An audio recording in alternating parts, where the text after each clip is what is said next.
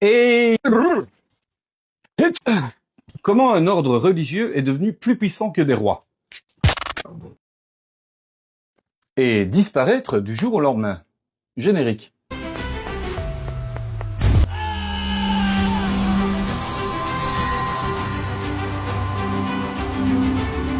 Et quoi de neuf, docteur?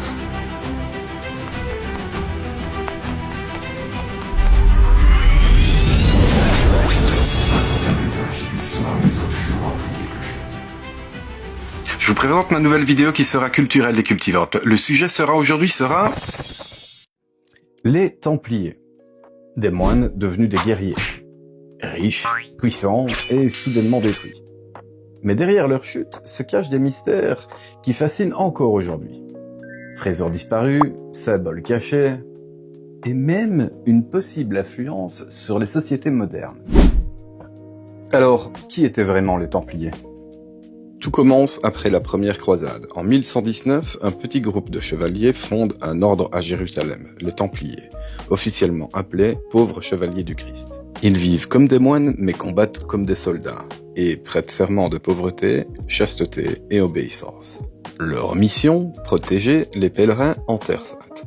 Très vite, leur rôle évolue. Ils deviennent une armée d'élite, mais surtout une puissance financière. Ils inventent une forme primitive de banque. Tu pouvais déposer ton argent en Europe et le récupérer en Terre Sainte. Résultat, même les rois leur empruntaient de l'argent. Les Templiers deviennent alors l'un des ordres les plus riches et influents d'Europe. Mais cette richesse attire les convoitises, et le roi de France Philippe IV le Bel est lourdement endetté envers eux. Le 13 octobre 1307, tout bascule. Il ordonne l'arrestation massive des Templiers. Ils sont accusés d'hérésie, d'idolâtrie et de pratiques interdites. Beaucoup sont torturés pour avouer, et après plusieurs années, certains Templiers reviennent sur leurs aveux. Dans les droits religieux de l'époque, cela fait d'eux des relapses, c'est-à-dire des personnes considérées comme retombant dans l'hérésie, après l'avoir reconnue, puis reniée. Leur sentence devient alors irrévocable, et le 18 mars 1314, Junques de Molay est brûlé vif à Paris, à côté de Geoffroy de Charnay, officiellement. L'ordre disparaît.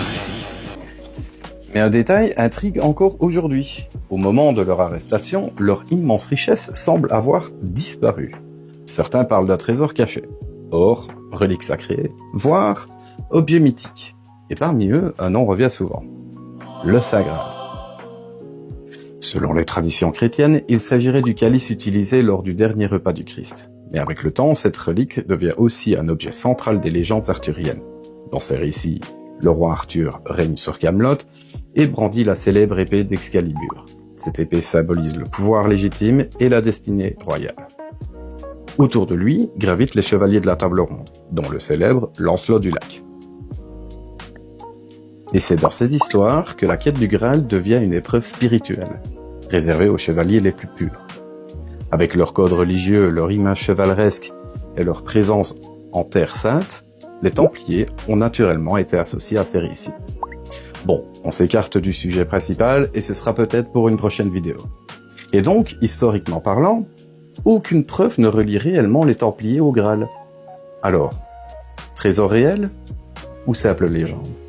Les Templiers utilisaient de plusieurs symboles forts. La croix rouge, symbole de sacrifice, mais certains pensent qu'ils utilisaient aussi des codes cachés. Dans l'architecture, dans les églises, ou même dans certains dessins. Des symboles que certains interprètent encore aujourd'hui, comme des messages laissés derrière eux.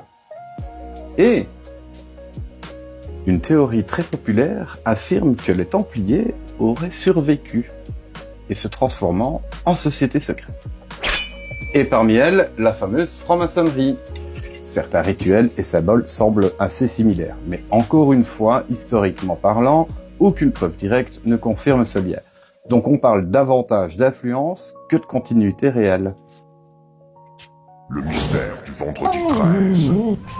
Le fameux vendredi 13. Pour certains, cette superstition viendrait directement des Templiers, car leur arrestation a eu lieu un vendredi 13 octobre 1307. Un jour devenu symbole de malchance. Mais là encore, le lien reste débattu. Les Templiers ont disparu officiellement, mais leurs histoires continuent de fasciner. Et une chose est sûre, la disparition des Templiers a laissé bien plus que des ruines dans l'histoire. Et c'est peut-être ça, leur plus grand secret. Et si tu veux que je creuse une de ces théories en détail, dis-moi laquelle en commentaire. Si tu as aimé ce type de contenu, tu likes, tu commentes, tu partages et surtout tu n'oublies pas de t'abonner. Portez-vous bien, prenez soin de vous.